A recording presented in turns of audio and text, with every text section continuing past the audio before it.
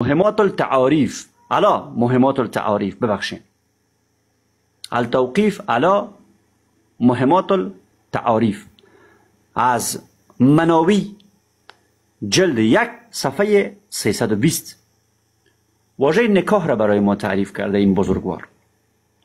نکاح علاج ذکر فی فرج، بسیار مشخص، بسیار ساده.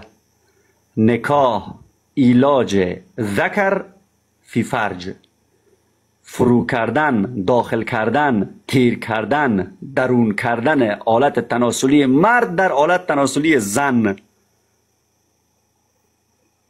ذکر آلت تناسلی مرد، فرج آلت تناسلی زن.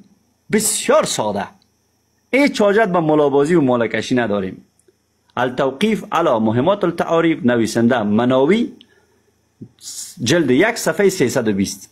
اینم واژه نکاحشان که زن پس میگه انکحتک که نفسی، چی کار میکنم خود من؟ آلتم را به آلتت میتم در برابر پول. به این ما میگیم روسپیگری.